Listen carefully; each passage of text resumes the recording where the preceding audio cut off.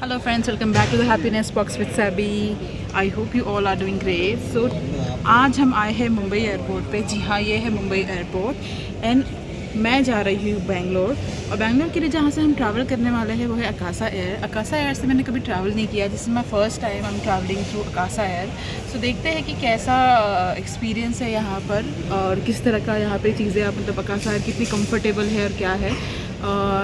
So watch the vlog till and आपको Mumbai airport भी दिखाते हैं थोड़ा सा कि किस तरह का यहाँ का मुंबई का एयरपोर्ट है। टर्मिनल 1 पे है हम लोग और बहुत सारी चीज़ें यहाँ पर है एक्सप्लोर करने के लिए। शॉपिंग है, बहुत सारी चीज़ें हैं जो यहाँ पे आप एक्सप्लोर कर सकते हो। उसी के साथ साथ हम इस ब्लॉग में देखेंगे कि अकासा एयर कितना कंफर्टेबली ट्रैवल हम कर सकते हैं, किस तरह की जो है वो फैसिलिटीज़ है, किस तरह का एयरक्राफ्ट है। तो सारी चीज़ें मैं इस ब्लॉग में क्लियर करूँगी and definitely do watch the vlog till end guys. So let's come. So हम यहाँ पर अभी वेट कर रहे हैं चेक इन करने के लिए और बहुत ही ज़्यादा लंबी लाइन है। सो ये मैंने एक्सपेक्ट नहीं किया था कि इतनी लंबी लाइन होगी। और अकासा एयर से फ़र्स्ट टाइम ट्रैवल कर रही हूँ और ये है मेरे साथ मेरी कोलीग जो आपको हाय बोल रही है। सो फाइनली हम पहुंच गए सेफली और लाइन में खड़े हैं और लंबी लाइन है आज दिख रहा है मुझे अकासा एयर के लिए। और इसी के साथ साथ यहाँ पे बहुत सारी चीज़ें हैं करने के लिए। सो जब आप कस्टम क्लियर कर लोगे यहाँ पे तो बहुत सारी चीज़ें आप यहाँ पे करने के लिए है। नीचे एक कैफ़े भी है जहाँ पर आप कॉफ़ी पी सकते हो, कुछ खाना आपको अगर इन्जॉय करना है तो आप वो भी कर सकते हो। उसी के साथ साथ यहाँ पे बहुत सारी चीज़ें और भी है। अगर अंदर ट्रैवल लॉन्ज है जहाँ पे आप वेट कर सकते हो। सो अभी फ़िलहाल तो हम चेक इन कर रहे हैं और चेक इन करने के बाद हम ऊपर गए हैं। जैसे हमने कस्टम क्लियर किया आपको काफ़ी सारी चीज़ें यहाँ पे मिल जाएगी। आपको सैलून भी मिल जाएंगे जहाँ पे अगर आपके पास बहुत टाइम है नेक्स्ट फ़्लाइट कैच करने के लिए तो आप यहाँ पे जो है सैलून सर्विसेज भी इंजॉय कर सकते हो। इसके साथ साथ यहाँ पे बहुत सारी चीज़ें और है। मैं अभी रिसेंटली ही मैंने अकासा एयर से ट्रैवल किया है तो यहाँ पे बहुत सारी चीज़ें लगी हुई थी ऑफ़र में और बहुत सारी चीज़ें और भी हमने एक्सप्लोर करी।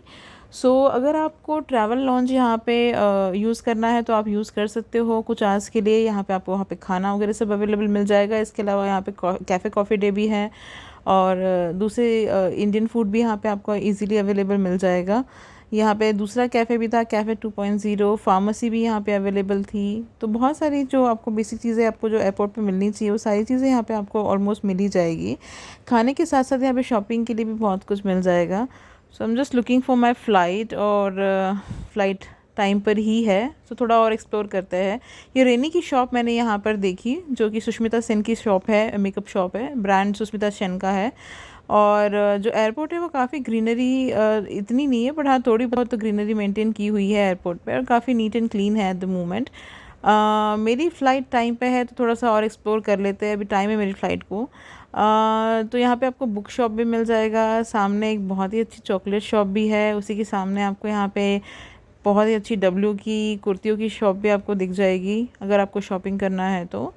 और चॉकलेट शॉप भी काफ़ी अच्छी थी। मेरे कॉलीग्स ने यहाँ से चॉकलेट्स ली। अगर आप चॉकलेट लवर हो तो definitely do come on this shop. And यहाँ पर काफ़ी सारी लॉलीज की शॉप और चॉकलेट्स की शॉप्स भी अवेलेबल थी। सो ऊपर यहाँ पे आपको फूड कोर्ट मिल जाएगा। ये टर्मिनल 1 का फूड कोर्ट है ऊपर जहाँ पे आपको बेसिक सा कुछ अगर आपको बहुत सारे जो आप देख रहे हो इडली वन है, बहुत सारे और ब्रांड्स आपको दिख जाएगा यहाँ पे जो आपको खाना है कुछ यहाँ पे आप जाके खा सकते हो। ऊपर फूड कोर्ट अवेलेबल है। उसी के साथ साथ मेरा फेवरेट हल्दीराम भी यहाँ पे अवेलेबल था। तो ये शॉप्स आपको दिल्ली एयरपोर्ट और काफ़ी सारे इंडियन एयरपोर्ट्स पे मिल जाएगी। और ये एक ऑफ़र रखा हुआ था इन्होंने बाय 2 गेट 1 फ्री का। इसी के एग्जैक्ट साइड में ये डिफरेंट तरह की चॉकलेट की शॉप थी क्योंकि ईस्टर चल रहा था इस समय।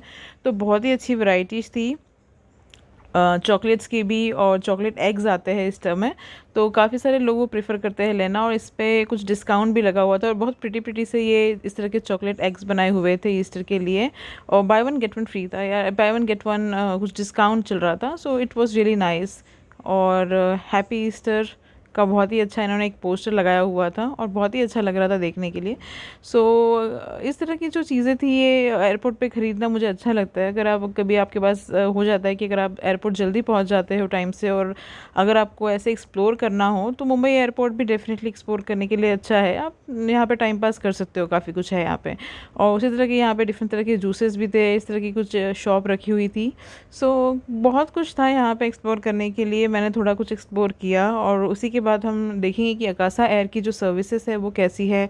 ओवरऑल अकासा एयर का जो एक्सपीरियंस है वो कैसा है, बिकॉज़ मैंने अकासा एयर से कभी ट्रैवल नहीं किया है। ये मेरा फ़र्स्ट टाइम है जो कि मैं अकासा एयर से ट्रैवल कर रही हूँ, और जनरली मैंने एयर इंडिया को ही प्रेफर किया है और गो एयर और डिफरेंट तरह के लाइक एयरलाइंस से ट्रैवल किया हुआ है, इंटरनेशनल एयरलाइन से ट्रैवल किया हुआ है। बट अकासा ये जो है नई एयरलाइन खुली थी और मैंने कहा फ़र्स्ट टाइम ट्रैवल करना बनता ही है। सो मैंने ट्रैवल का एक्सपीरियंस डेफिनेटली इस व्लॉग में हम देखने वाले हैं। सो काफ़ी सारे आपको यहाँ पे शॉपिंग के आइटम्स, यहाँ पे आपको शॉप्स मिल जाएगी जो आप डेफिनेटली यहाँ पे एक्सप्लोर कर सकते हो अगर आपके पास ज़्यादा टाइम है तो। और अब मेरा फ़्लाइट का टाइम हो चुका है, so I am going inside the flight.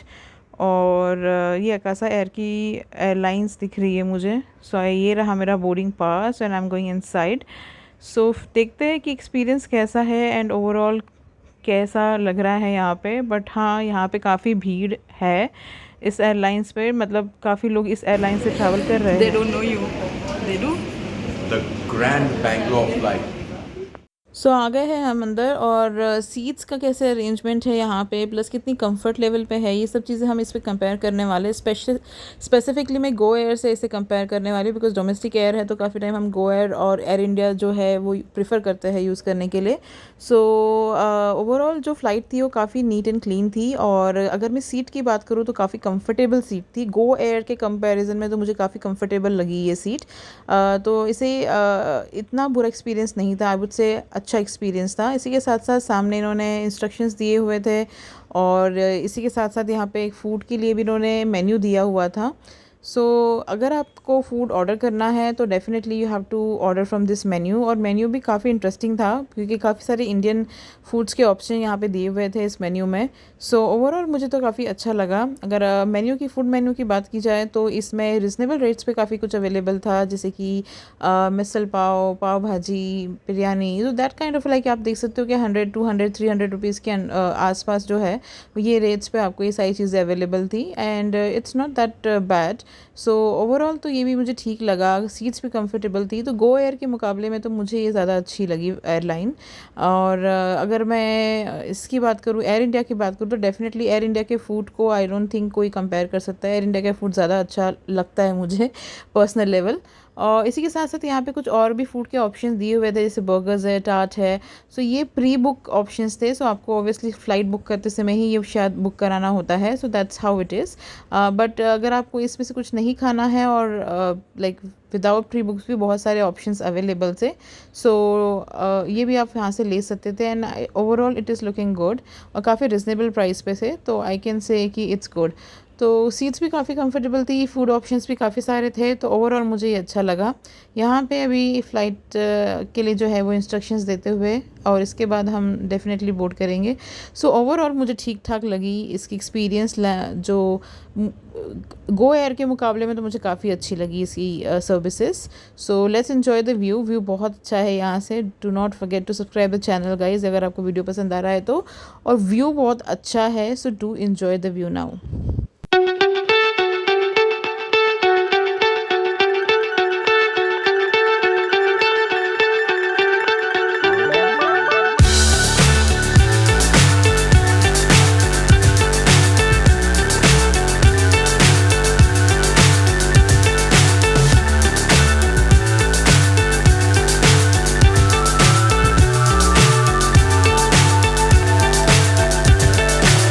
So high I'm hypnotized.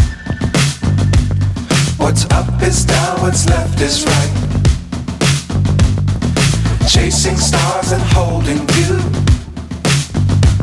I can't see the end, but we'll see it through.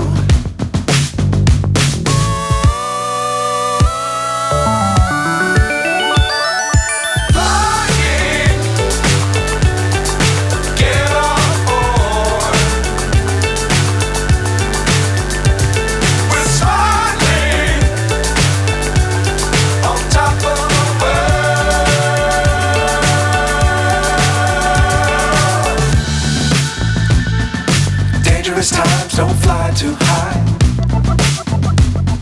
Be sure to keep the ground in sight. Fly forever if you keep it tight. Love the world but keep the sky on your mind. है मैंने order किया था schezwan fried rice. सो ये कुछ इस तरह से आया है। मुझे देखना था कि यहाँ का खाना कैसा है इस फ़्लाइट का। डेफिनेटली फ़्लाइट में खाना तो इतना अच्छा नहीं होता है, बट अगर मैं कंपैरिजन करूँ तो एयर इंडिया का खाना इससे काफ़ी अच्छा है। No doubt 10 points on food for the air India. So यहाँ का खाना मुझे बिल्कुल भी पसंद नहीं आया, बिकॉज इन्होंने ये कुछ इस तरह का मतलब फ्राइड राइस ये लग ही नहीं रहा था। ये बॉईल करके जैसे होता है ना हमारा कप्पा नूडल्स वाला, वैसा कुछ इन्होंने दिया था ऑप्शन। एंड देन मैंने ट्राई किया and it was not that great for sure. So food के लिए आप डेफिनेटली ट्राई मत कीजिएगा। ड्रिंक्स के लिए आप ट्राई कर सकते हो यहाँ पे अकासा एयर पे, बट फूड के लिए definitely not that great options I feel. So friends, I hope you like the video, and if you like the video, don't forget to subscribe, like and share it. And that's it, our vlog ends here. And overall अगर मैं journey की बात करूँ तो Akasa air की journey काफ़ी अच्छी थी। सीट्स कंफर्टेबल थी, खाने के ऑप्शंस भी थे, बट ऑब्वियसली आपको थोड़ा चूज़ करके मंगवाना है खाना, कि अगर इस तरह का कुछ है नूडल्स है या कुछ इस तरह के अगर आप मंगाना चाहते हो तो अवॉइड करके कुछ और ही आप मंगवा सकते हो। और बाकी ओवरऑल एक्सपीरियंस काफ़ी अच्छा था। मिलते हैं फिर नेक्स्ट व्लॉग में। Till then bye bye.